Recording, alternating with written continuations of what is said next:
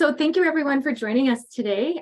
Before we get into it, my name is Marie and I am a project coordinator for Rural Roots to Climate Solutions.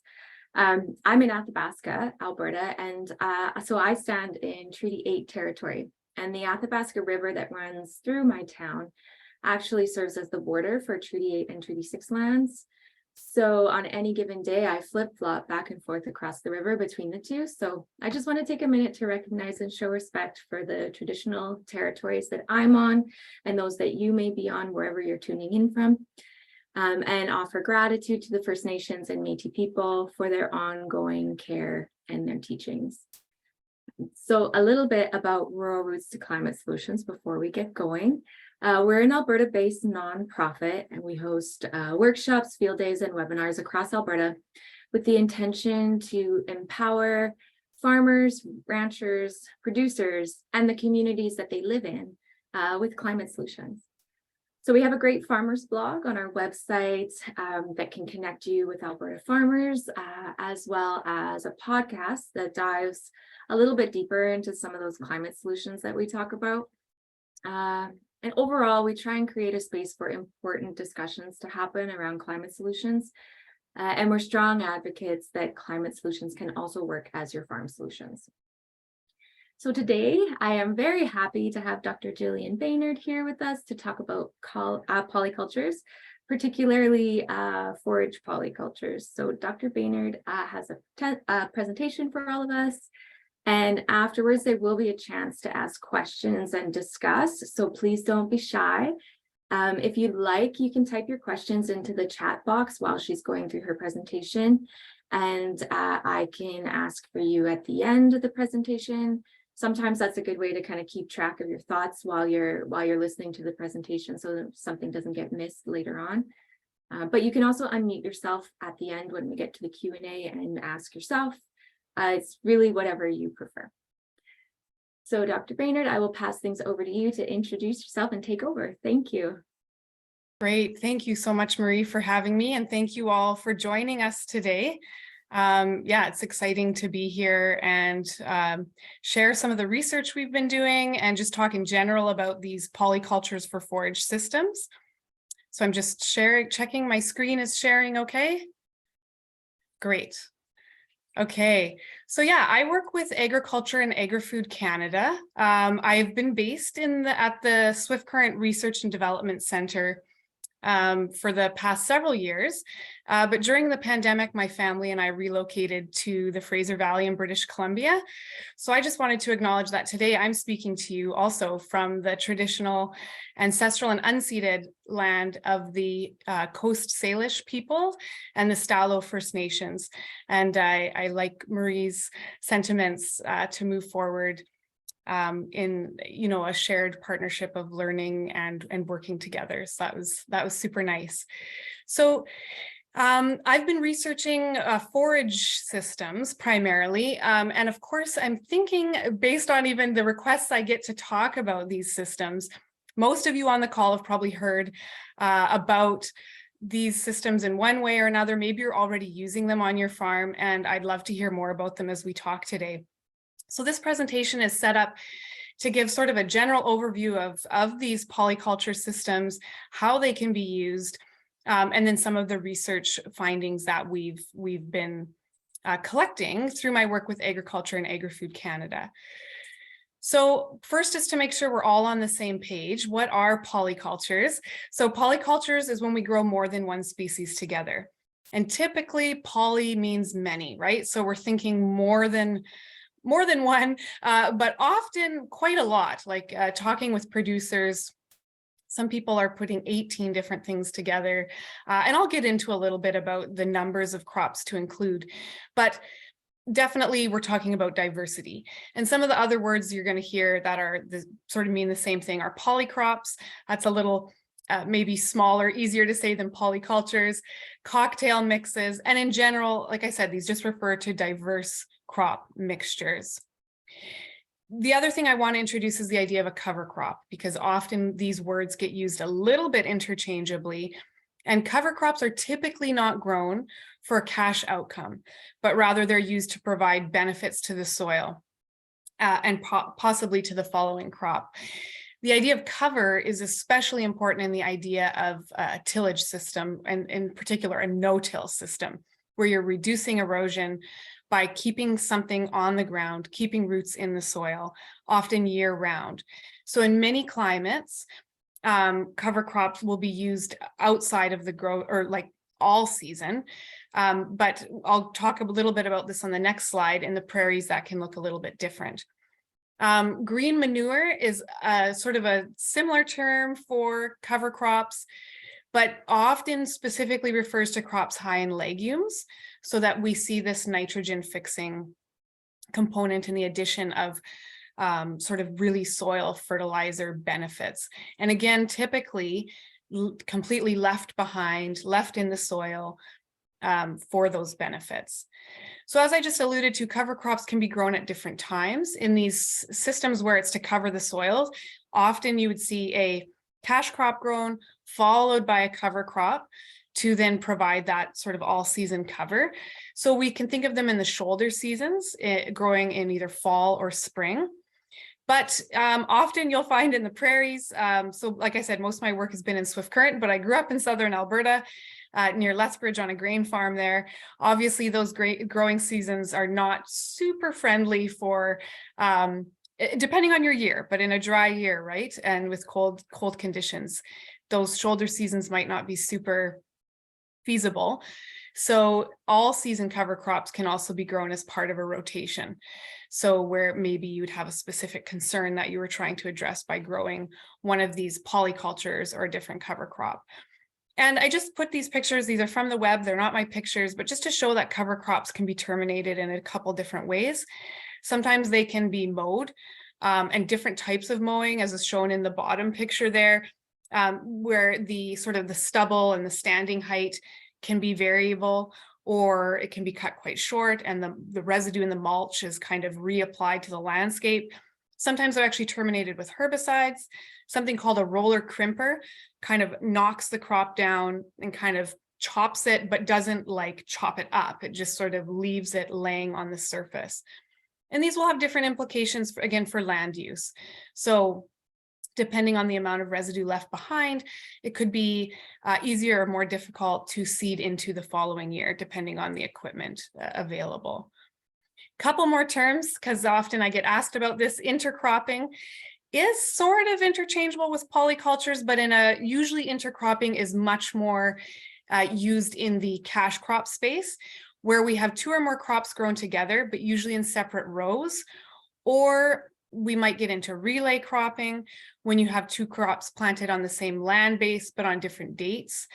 And in both these systems, typically they can be used for like seed or grain production, where you would be able to separate seeds in time by harvesting one crop and then the other crop later, or by size. If you're growing a big seeded crop and a small seeded crop, they could be quite easily sorted. And again, these are more sort of spatial terms that you'll see, but can still apply. In a forage system, which as Marie said, I mean, we're talking, or as I mentioned too, I work a lot in the forage space. So in these systems, we look at using these diverse polyculture mixtures as a way to provide feed for livestock. So the idea is that you can get those benefits for the soil and some of those traditional cover crop ideas, but you get that added economic benefit of removing these crops, or some of them, for forage production. And so it means that you're still using that land base. And when we talk about integrated crop livestock systems, again, in an annual system, it might be annual land that's not typically used for forage, but for 1 year in a rotation, could be used for various reasons, one of which is to provide that extra feed for livestock. And depending on the system or the farm where this is happening, harvest can happen in a couple different ways. So direct grazing, of course, if the livestock have access to water and you have fencing in place, that's a very popular option, because then you actually get animals on the land, right? So you get the addition of manure and urea, as well as hoof action to maybe trample or break down some of that plant material. Swath grazing is an option. depending on, again, seasonality, and then that can provide a little bit of stockpiled or later season grazing possibly. Baling is an option. I've talked to people who silage. A lot of these options are going to be dependent also on what is in your mixture and how well they kind of preserve under these different conditions. So, and then I put these little magazine cover pages here just to show, again, as I mentioned at the beginning, you've probably heard about this. Maybe you've seen my talk. If so, I apologize for the repeat, but it's something a lot of people are interested in and thinking about. And again, in the forage space too, we also, particularly in some of the people I've talked to in Saskatchewan, they might even be working with a neighbor. So where one person has access to land and another person has access to cattle, they might be able to work together. Again, if the logistics are somewhat straightforward. So today I'm going to talk about my work with these polycultures in 3 different sort of headings. I want to talk about their production capacity, specifically about nutrition and grazing, and then lastly about benefits for the soil. And as I mentioned, most of my research was taking place in Swift Current, Saskatchewan. So in that, southwestern part of the province there, definitely in the brown to even light brown sort of soil zone, semi-arid, dry, so part of that Pallisers Triangle, which in Alberta you would be into there in the southeastern corner of the province. And a lot of my research has taken place in what you see in this drone footage or image on small plot research trials, but we've also expanded this to larger trials and that include livestock, as well as on producer farms, which I'll talk a little bit about as well. So let's start by talking about productivity. So I'm going to throw some graphs at you right away. I just like to start here as well, because when we talk about polycultures, the first question I've almost always asked is, how many things should I grow? And it's really difficult for me to say. I think there's a ton of things that weigh into that decision. But in one trial I did where I grew monocultures up to 12 different crops together, we did see this trend, and you can see that in the line on the graph. So in the graph on the left, we have species richness, which is simply the number of species that are included. So going from 1 up to 12. And on the right, we have functional group richness. And what functional groups are just different sort of categories of plants. So in this case, our 4 functional groups were cool season grasses, so things like barley and oats, warm season grasses, things like corn and millet, legumes, we had peas and vetch, and then the 4th category were brassicas, or like those rooting crops like turnips and radishes. So in both cases, if we just look at the number of species, we see that trend line moving up, and similarly with the functional group inclusion, we see that trend line moving up. However, the caveat being that some monocultures are always going to outperform these mixtures. So for example, this really high point here in the monoculture is corn. So very big biomass producer, but you aren't going to get all these other benefits, right? So the idea about growing these things together is also, if you had one crop fail or something didn't work right, well, you have all these backup crops that might be able to perform under the situation that you find yourself in. So certainly a strong trend there. It's not going to be the case for every mixture versus monoculture, but there is some evidence to show that improved productivity, which is one of the points that is often raised. The other thing I always like to show is this slide about stressful conditions. So in this research trial, this is the same one, the 1 to 12 species mixtures. We grew them back to back to back, which you typically wouldn't do. We grew it with no fertilizer, which you typically wouldn't probably do either, but really trying to understand, because with the inclusion of legumes, and honestly, I've seen it marketed from different seed companies where it will say no fertilizer required.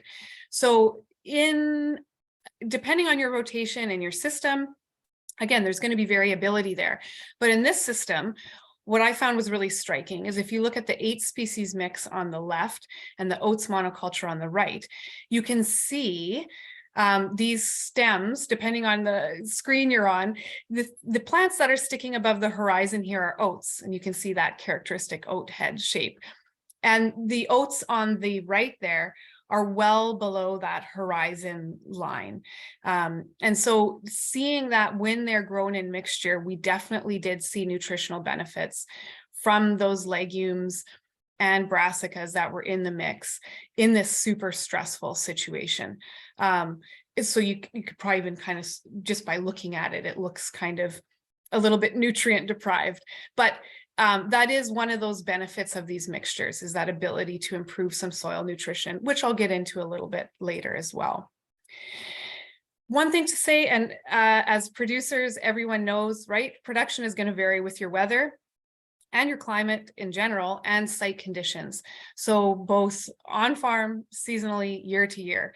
And that's obvious, not anything new that you've never heard before, but I think it's really important, because often when we hear really big success stories around these mixtures, it's from really good years, and stressful years are stressful for these crops. Even if you have all these diverse species in there, they're going to be impacted by stress. So this is just an example again from Swift Current. The little graph on the right is showing our precipitation that year. So 2015 was unusually dry. The solid line is 2016.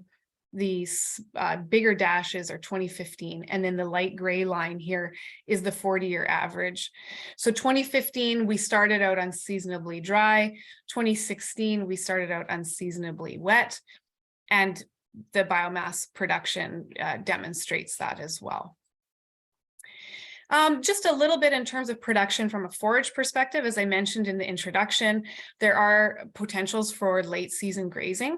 So I haven't really been working in the swath grazing space, but Bart Lardner, our colleague at the University of Saskatchewan, as well as two of my colleagues at Agriculture and Agri-Food Canada and Swift Current, Aklilu Alemu and Alan Iwasa, have been doing some trials looking at swath grazing potential.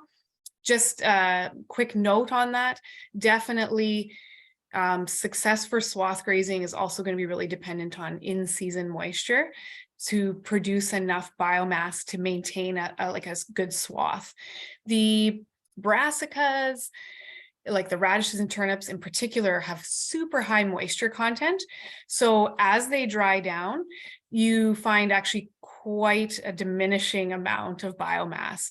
So depending on that combination, the mixture you have, and the in-season growth, those late season potentials might shift in a swath grazing scenario. The shoulder season cover crops and relay crops, I also haven't really worked in that space, but really lots of good research in this area, and looking at, for example, growing something like corn with underseeded Italian ryegrass, or something that will then, once the corn is harvested, it's just kind of waiting there and will grow into that fall season and provide some nice forage that way. So that's a really nice way to increase productivity on the same amount of land. A little bit about seeding considerations related to productivity. I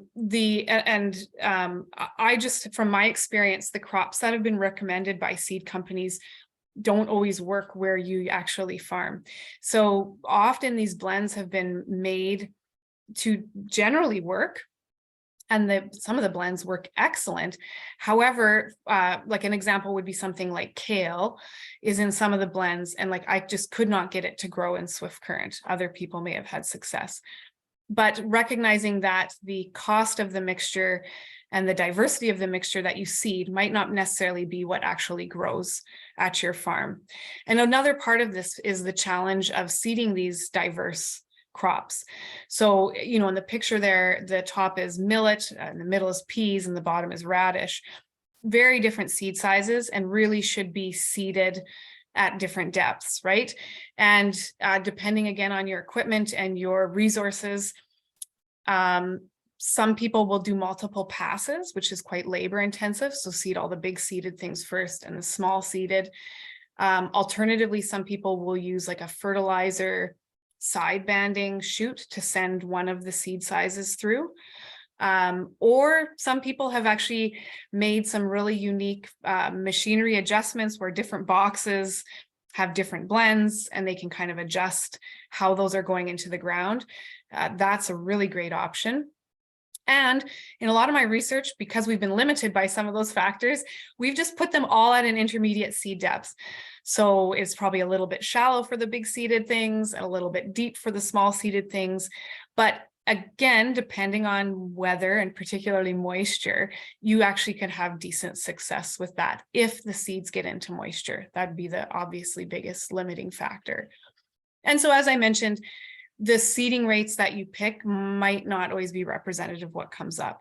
So in terms of that first point there, the ones recommended by seed companies, I just always like to encourage people that might be interested in this to talk openly with a seed company and also with your neighbors or egg specialists, ministry, whichever type of people you have access to, just to put some feelers out like, hey, have you tried millet?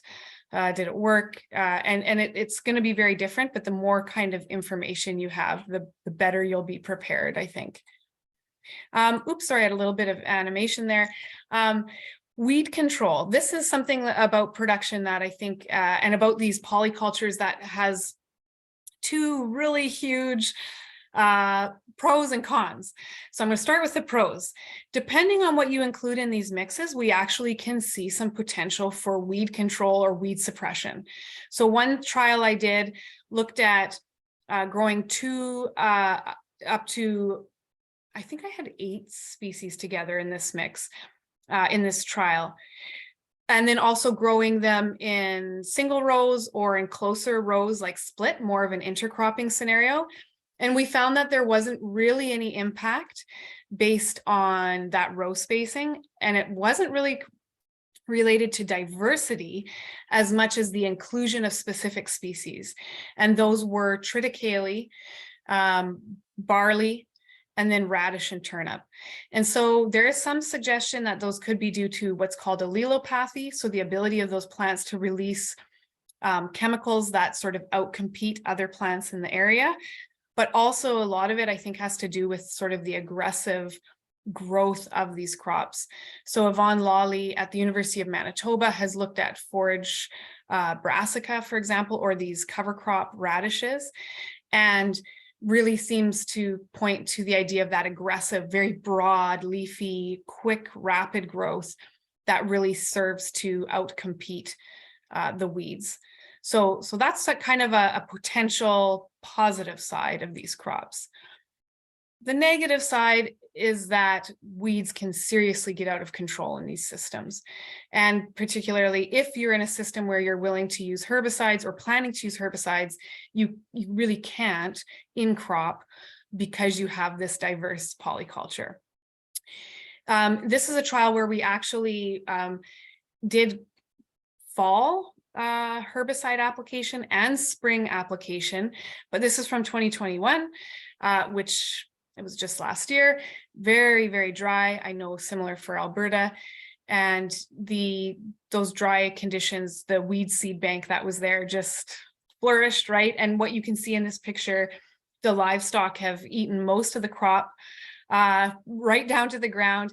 And they're sort of the most predominant weed there is kochia, which, as you know, is also very difficult to control with herbicide in many cases. And they were sort of topping it, right? They were nipping some of it off as feed, which it is a potential feed source, but really the weeds were quite, what's the word? Prolific is maybe a nice way to say it. I was going to say tremendous. And this is a little earlier in the season. You can see my little quadrat there, but I think you can see right in the middle, this is like a little radish plant. We've got a little bit of barley and oats growing here in the rows, and everything else. These are young kochia plants. We've got lamb's quarters and pigweed in there. So definitely not a nice scene to see. And then the other thing just to mention is that some cover crops may actually be kind of weedy. So hairy vetch, a lot of people are a little bit concerned about.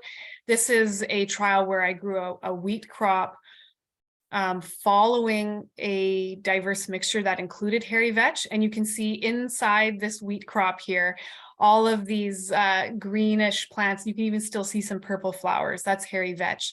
And depending on, again, your operation, it can be controlled with herbicide application, but it is something to note that if it goes to seed, there may be some risks with weediness. And then there's other new crops that people are trying, like chicory, which is also a weed, that there just have to be some awareness around those potentials. Okay, we're going to slide into nutrition and focus a little bit on that forage component now. So as I said, forage productivity, we can see some increases, or we have that sort of ability to balance production between those monocultures and those really diverse mixtures. But when we look at it nutritionally, there is a really nice component to these forages, is that you can actually maintain or actually improve your forage quality compared to an annual monoculture. It's in particular higher protein and lower fiber. As I mentioned, the brassicas are super watery. They're highly digestible, very low in fiber, which also can cause some probably digestive discomfort for animals. So really, again, having that balance of some roughage with this, high digestibility is a good thing. And the little red circles here, one is just around a pea plant, one is around hairy vetch, and one is around a radish. And those legumes, of course, definitely have higher crude protein as well, and good digestibility. The little arrows on the right are just showing a comparison for a feed test for these different nutrients from a 4-species mix compared to a oats monoculture. And in that case, you can see we had increased calcium, copper, iron, higher TKN, that's our crude protein measure, higher phosphorus, higher potassium, and lower ADF and lower NDF. The main thing with this is, depending on what type of animal you're feeding, what stage they're at, some of these things might not necessarily be a good thing to have in high amounts, or really have to be balanced in terms of rationing.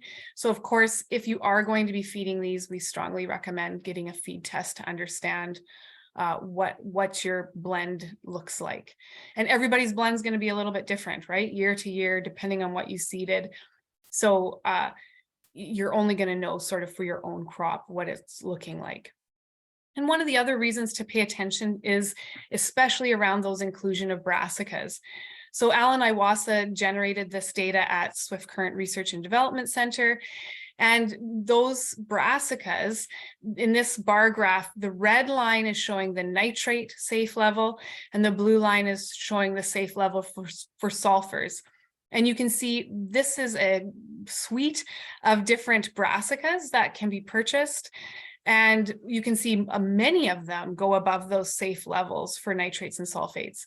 And it's one of those things, I've talked to people who have grazed pure brassica crops and not had a problem. Other people, especially with younger livestock, have definitely documented mortalities around this toxicity. So it's something to be aware of. And the pictures I show here of the cattle in the snow and the green brassicas poking through the snow is to recognize that they actually are somewhat frost tolerant, and they can really regrow. So if they get grazed earlier in the season, other things might not come back as quickly. And then here you go back and there's this field full of brassicas. And so that, again, that original proportion that you seed might not match up with what the cattle are actually grazing. So there would be some risks there in terms of toxicity if you weren't paying attention to that scenario. Palatability is a really interesting one. And again, very much dependent on the system you're working in, how your animals are grazing or feeding, and what they're used to. At the research center, we were using yearling steers, and they showed like really, really strong dislike for the brassicas. They just wouldn't touch them. And in the picture on the left, you can see there's like just sort of these patches and then all these bigger leaves just sort of sitting there. They were ignoring the brassicas. They were losing weight. We were stressing out as researchers and a technical team. We were like, they're not eating it. So we removed a bunch of the animals from the trial, but left 3 steers on, and actually it was 6 different paddocks. And what we found is as they stayed on the trial, as they got used to the feed, and also those plants' palatability changed over time. As it gets later in the season, they apparently get sweeter. I have not tried them myself, but we really saw the livestock actually started to gain weight, and they were grazing. And in the picture on the right, you can see in September, a huge amount of regrowth, kind of what I was referring to. And, you know, the oats and barley that were in there, they were regrowing as well. So we weren't concerned at that point, but definitely a change in perspective for palatability. In higher intensity grazing situations, probably not going to be as much of a concern, right? Because those cattle are going to put their head down and graze whatever's in front of them. And so this is from one of my producer collaborators, Dwayne Thompson, up at 2T Ranch near Kelleher in Saskatchewan. And he grazes 1,100 cow-calf pairs and bulls together. And when they came on our trial, it was sort of interesting, and you can see that in this picture on the upper right. They did actually prefer our simple mix, which was just oats and peas. It's probably a little more familiar to them. They grazed that first, and then sort of moved over to the more complex mix, which had more of those brassicas and different crops. But by the time they left, everything had been grazed very evenly and sort of trampled down into the ground. And another thing that Dwayne did, this was last year, in terms of grazing potential, is that with those full season crops, there can be opportunities for a twice over grazing scenario. So he grazed a little bit earlier than what we would call peak biomass production, sort of probably a month sooner than when it would have been peak, but then was able to go back and regraze that same field in October. And like just standing crop, it wasn't swathed or anything. And the total biomass was probably similar to what he would have gotten, if not a little more, if he had waited for that peak biomass. But what it was helpful for was in his grazing rotation as they move from field to field to kind of come back to this area and have that forage again for that late season gap where many producers are looking to extend the grazing season. Okay, so that's my bit on nutrition. So into the last section here, talking about soil benefits. So I think this is the really, and especially as Marie said, the climate solutions, I mean, this is the buzz around these polycultures, right? Is the benefits that you could possibly get from growing these crops, and in particular around soil health. So some of the things that you hear about and read about are increased soil nutrients. And I've already kind of referred a little bit to the increased nitrogen that we can get from those legume crops. Increased carbon sequestration and soil organic matter. This one is even being incentivized by the government of Canada. So for example, growing these cover crops is being suggested as a way to increase carbon sequestration. Increased water infiltration. I am collaborating with Steve Crittenden at the Brandon Research Center, again with Agriculture and Agri-Food Canada. And so this data, we're still sort of compiling and analyzing it for water infiltration and soil aggregation, because I'm not a soil physical scientist, but definitely the idea behind those large rooted crops like turnips and radishes, right, can penetrate any kind of hard pan or compaction, create channels, the root stays behind. Typically, sometimes though the livestock do pull them out and eat them, but if those roots stay behind as they decompose, they leave kind of like a fiber meshy sponge in the soil that water can then infiltrate through. Aggregation, several of the crops are suggested to release root exudates that encourage and help the soil to stick together. So again, we get better soil structure, which is better for moisture retention and other factors around soil health. So I've been looking at a lot of these things, and in collaboration with soil scientists and soil microbial ecologists. I'm not going to get into all the super fine details. And as I said, some of it's still under analysis or in the analysis stage, but just a little bit here. I'll highlight one research trial we did that started in 2018. And we seeded 3 different mixtures, and we kind of chose these blends. This goes back to where we started with how do you choose a blend and what to include. We chose 3 blends that had kind of different purposes. So the first one I called a balanced mix. It had oats, barley, peas, hairy vetch, forage radish, and hunter brassica, which is like a hybrid brassica. I called it balanced because we had kind of a balance between grasses, legumes, and brassicas. Pretty good forage nutrition profile, probably some possibility for weed control, but just kind of this middle of the road, complex, reasonably complex mix there, with 6 crops. Then I had a nitrogen fixing mix, which was all legumes. So this might be more like a green manure.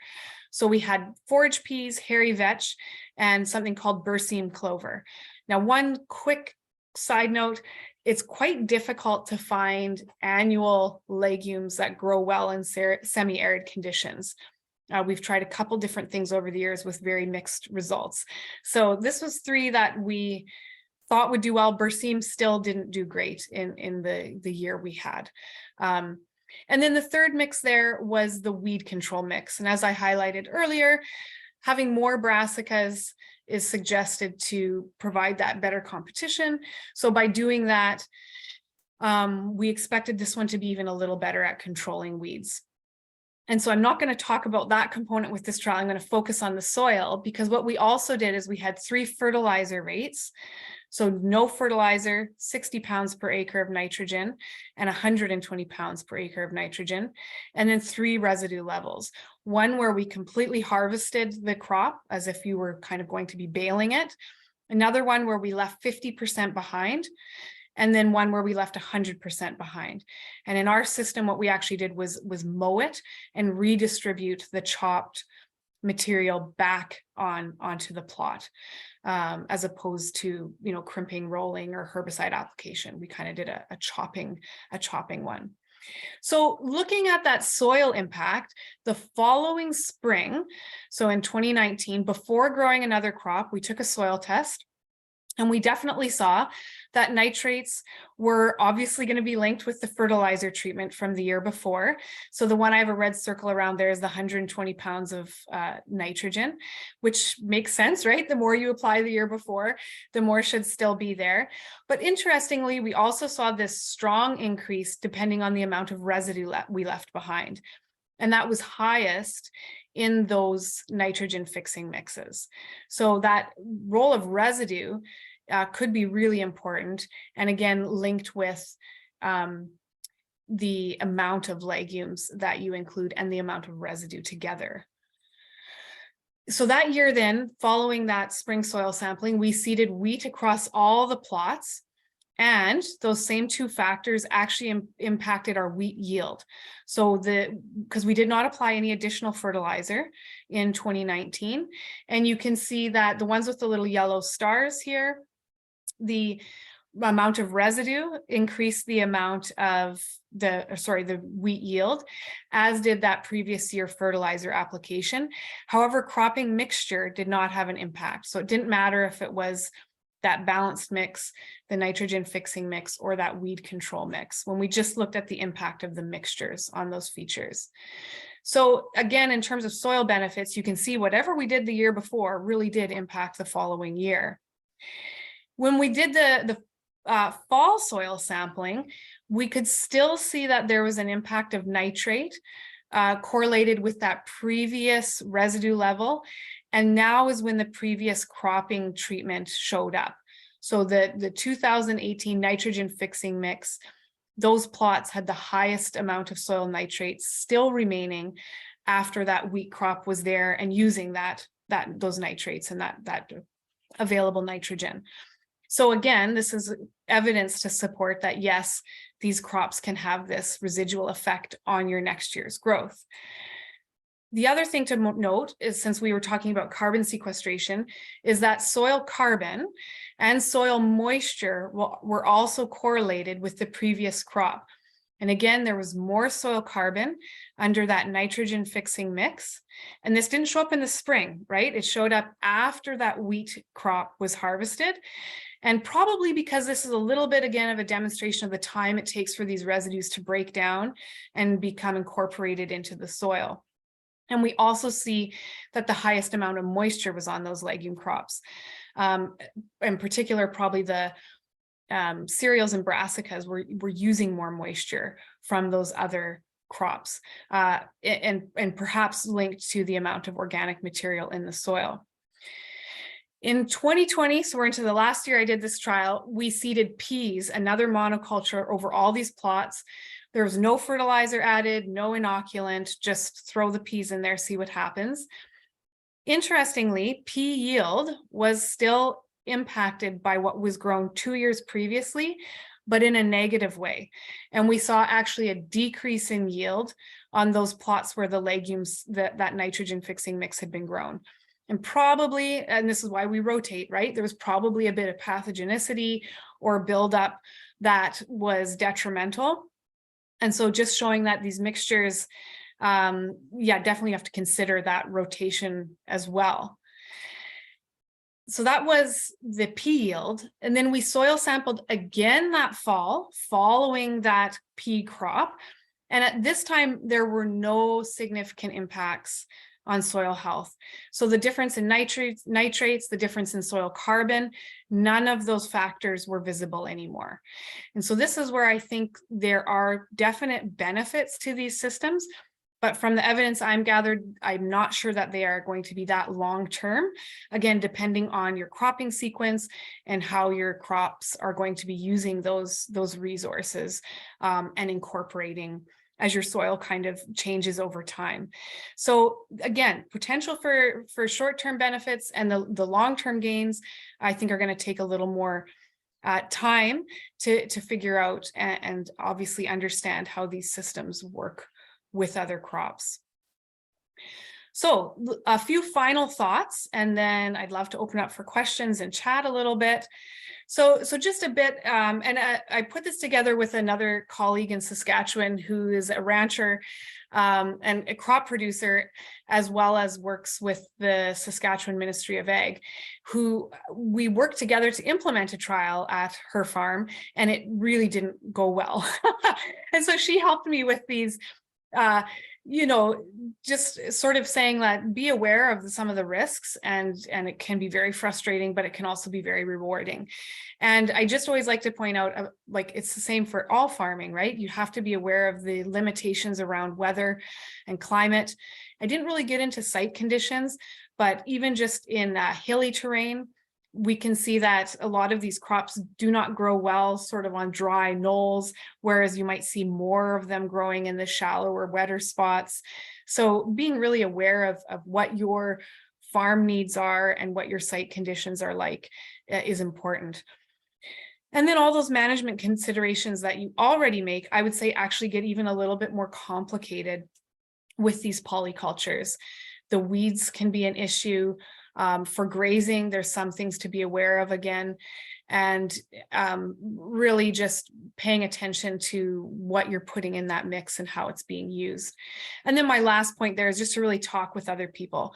So, I've definitely been told before that what I saw at a research farm was not what someone saw at their own farm, and I completely respect that and understand that. So definitely talk to people in your own region. And other researchers, and there's lots of good resources out there to understand what some good, suggestions for crop inclusion might be for your area as well. So lots to think about. So with that, just to thank my team at Ag Canada, as well as my collaborators, both at Ag Canada and U of S and elsewhere, and farmers. Funders there are kind of listed on the bottom, and we've just had a lot of really great support and interactions around this research. So again, thank you so much for having me here today. I welcome any questions. And if you also want to get in touch with me outside of this meeting today, there's my email address on the screen, and happy to chat and dialogue with anyone along the way. So thank you. Yeah, thank you very much. We do have some questions and a couple comments in the chat box, so I will get into that right away here. One thing somebody mentioned, kind of funny, is tonight Gateway Research Organization, they're doing their Wednesday night networking event, and it's on cover crops. And whenever you talk about cover crops, you kind of talk about polycultures and vice versa. So those of you that didn't get enough today, There's that event tonight that you might be interested in attending too. So if you just go to Gateway Research Organization's website, I think there's a link there that you can register for. So that's a cool chance to you kind of mentioned the importance of talking to other people that are doing this. So there you go. There's a perfect opportunity to do that. Now, Michael Scott asked, this was a little bit earlier on in the presentation, when you looked at production of polyculture versus single crops, did you track the microbe numbers? Okay, good question. So in that first trial with the monoculture to 12, we didn't have funding available to look at the soil microbial communities. So I don't have data on that. We definitely are gathering a lot of microbial information comparing between, in another trial, we did have an oats monoculture with up to 8 different things in mixture. And in that one, you know what, I didn't include the data in the presentation, but we really didn't see a positive benefit from the inclusion of more crops. We definitely see shifts in community composition of what's living in the soil linked to what plants are growing there. And if anything, we saw a little bit, again, of possibly some pathogenic type organisms when, especially maybe linked to sort of, like I said, with the legumes growing too close together. So we saw definitely shifts, but nothing that was like, oh, wow, these are doing way better. And that was in comparison to an oats monoculture. So I'm not sure as much compared to some of the other monocultures though. So that's a very good question and something definitely to keep an eye on for sure. Nice. Yeah, thank you for that. Another question in the chat. This is from Lynn. And she says, Dr. Christine Jones talks about a trial in her talk, No-Till on the Plains Tipping Points 2019, where mixes really made a difference when they were 12 plus species mix. And so Lynn says, I was trying to find my notes on it. I guess I'm mainly curious if you've trialed larger mixes and if you've seen a difference as well. Okay, good question. I'm writing down the name of that talk because I should watch it. So I haven't done more than 12. And the reason I haven't is because in that 12 species mix, I would actually say it was functioning more like maybe a 9 or 10 species mix, because a bunch of the stuff I put, not a bunch, a few of the things I grew just did not, that I seeded did not grow. So that was sort of where I didn't increase beyond that. I started trying to tailor it more to specific needs. And I think, again, it's more probably from my perspective, the types of groups that you include are going to give you those benefits. And having that diversity certainly, as we talked about, will give you that, like maybe a bit of reassurance if something doesn't grow. My main consideration though is that I think I've talked to some producers who've grown 18 things together, and often for some it's literally what's left in their seed shed, right? And they'll grab a bit of this, a bit of that, and it doesn't become overly costly. Whereas I think in some cases the cost benefit can be quite extreme there if you're having to buy 18 different crops. But again, when I've looked at some of the data or talked with them, I mean, you might be finding one sunflower plant, every 20 feet and I mean, don't get me wrong, there could be benefits of that, particularly for pollinators or other impacts. But I guess I just haven't seen enough evidence, particularly in southwestern Saskatchewan, to show that having that many species is going to be a big benefit. But certainly I know a lot of producers have tried those mixtures with varying levels of success. So I can't really speak informatively. That's just sort of my take on it. So thank you for the question though. I appreciate it, Lynn. And Lynn, she put the link to that talk in the chat if you want. Perfect. Okay. For convenience. So, thank you, Lynn, for that. Yes, thank you. I'm going to copy it right now. Nice.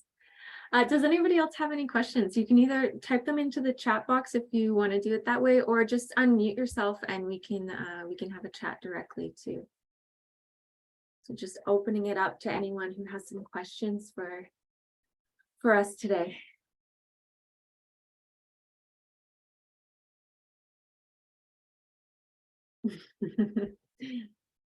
I'm going to take the silence as a good sign that you answered everybody's questions on polycultures. Hopefully, and not everyone's sleeping or something. Yeah. Totally. Well, we do have your email. Yes. You included that at the end of your presentation. So sometimes it takes a little bit to percolate the ideas, and then you have a question pop up later. Lynn says, I'd like to go on mic, but I have kids in the background being loud. Understandable. That's okay, Lynn. Totally. Yeah. But yeah, so if you do have a question that pops up in your head as you're kind of thinking about all the stuff we talked about today, you can either reach out to me by email, or you can email Jill directly and continue the conversation. Rob Younger, here's something in the chat. Rob Younger says, we did a 6+ species blend and didn't have to use mineral for our cattle that year as the feed was so good. So that's a great benefit.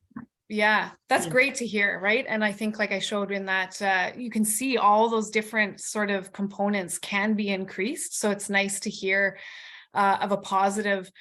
I think that's with these systems, right? The benefits, if they're there, are so strong, right? To reduce some of those other costs.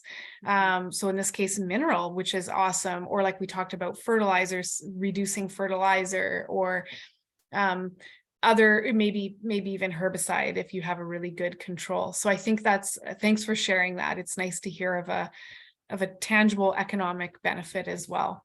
Yeah, definitely. Yeah. And it's you were saying too, the importance of testing the feed too, so you know what you're working with.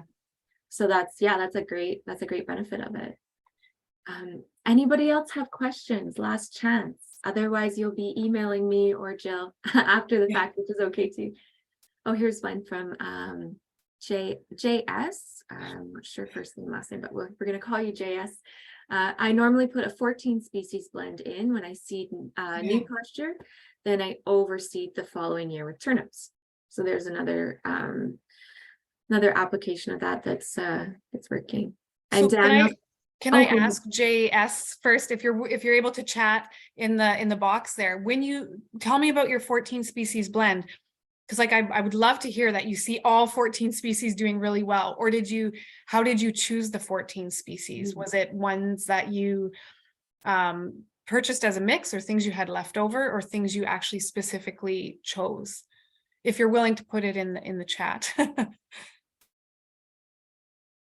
Yeah, either the chat, or you can unmute too. I think you can do that just the bottom left of your screen. You can just unmute yourself if you want to chat with us. Yeah.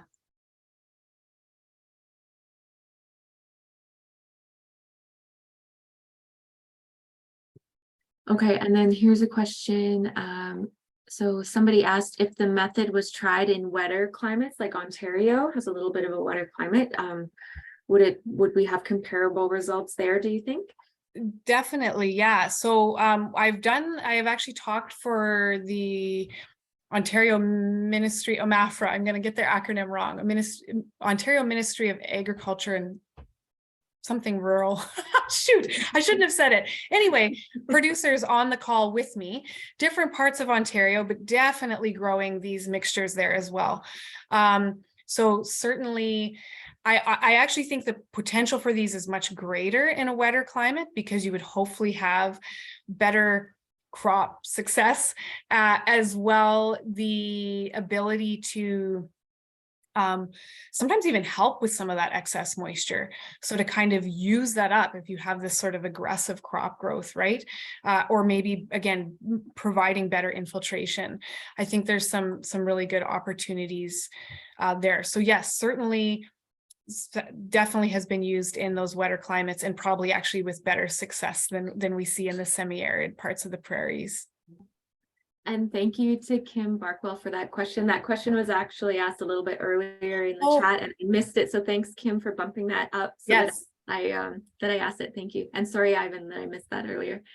There's a response here from JS. So he used 7 legumes and 7 grasses chosen on price and the ease of growing on his land. That's great. And that's what I love to hear, right? Where people are making, yeah, like an informed decision, and super, super good to hear that. And you know, your application, like you said, growing it, I think you said when you seed new pasture. I've definitely talked with producers too who want to use these almost, it's like a reset for some people, right? Kind of neutralize a field with all of this diversity, try and put some organic material back into the ground, get some of those soil conditions looking good, and then go back into it with another crop.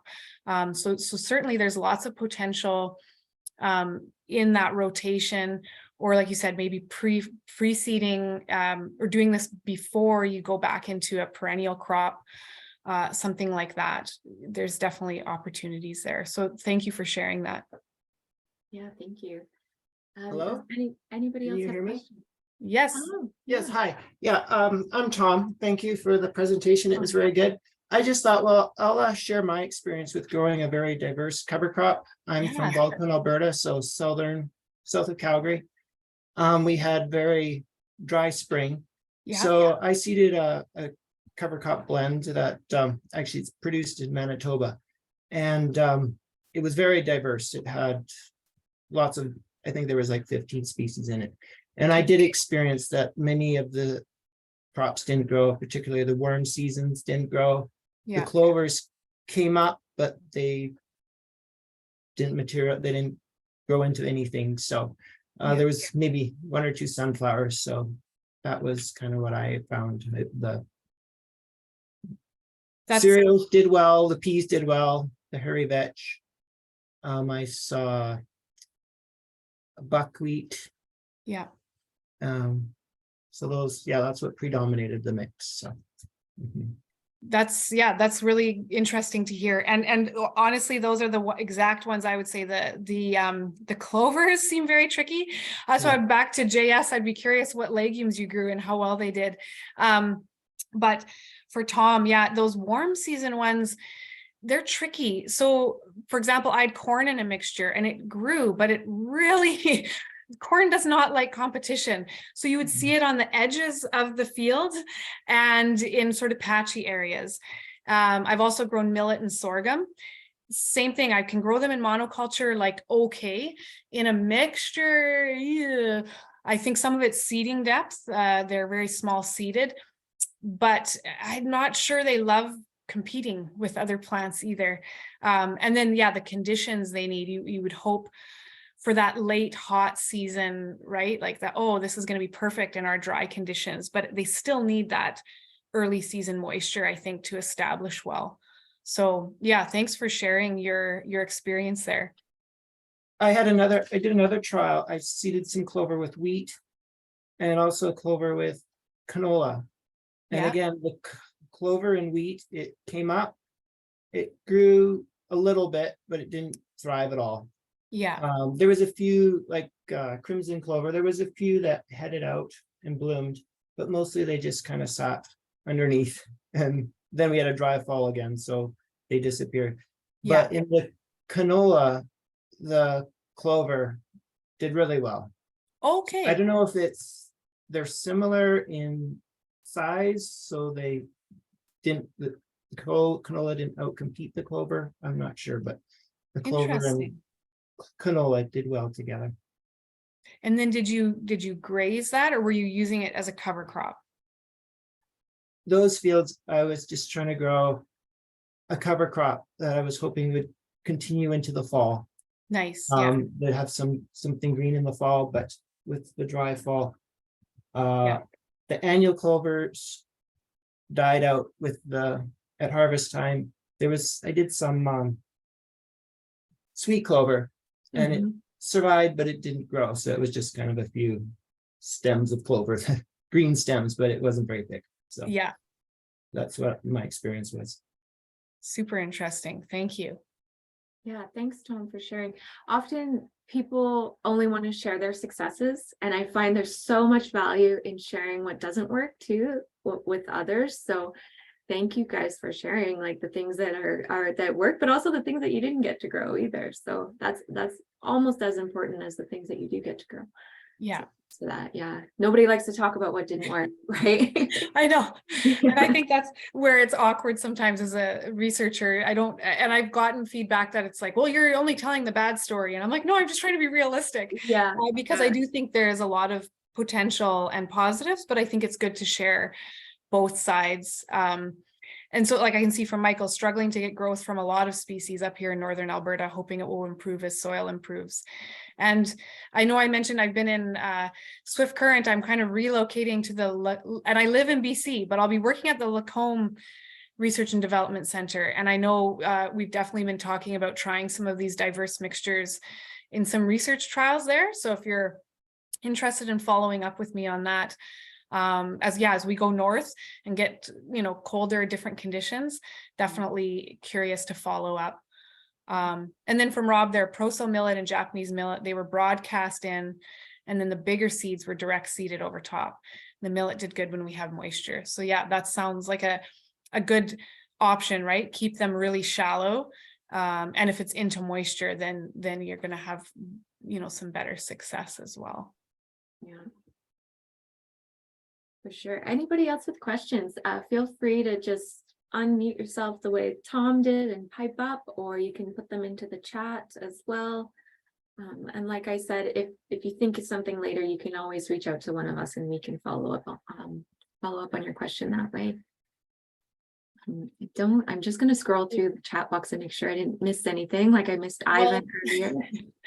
Lynn just posted a new one. So I noticed, Lynn, earlier you said that you just purchased your farm and you're kind of waiting to see what's there. So you're looking to broadcast something into perennial pasture. So are you thinking something to improve? I guess it will depend on what's there. I think if you're looking at, and maybe you can chat in the box, and don't worry about kids. We've all got loud houses, but I had to put my cats outside so they didn't climb on my lap. But what I was going to say is I think be aware broadcasting with a lot of these annual crops, if that's what you're thinking of, they do require like pretty good seed soil contact, particularly for moisture. But I would see what your pasture looks like. So it might be a big, hoof seed. There you go. That's a good suggestion, Rob, right? If you have some way of like getting it down into the soil. But if you're thinking, JS there is talking about Sicer milkvetch, definitely that'd be another perennial, right? To overseed. And really good point there, to get started, but persistent and long-term. That's what we found in Swift Current. Has a lot of potential, tends to sometimes be a bit patchy because it's like where it establishes, then it can do very well. But like you said, it's sometimes hard to get started. But a nice, very nutritious legume to consider in a perennial pasture system as well. Yeah, thank you for those comments, everybody, that you're making in the chat.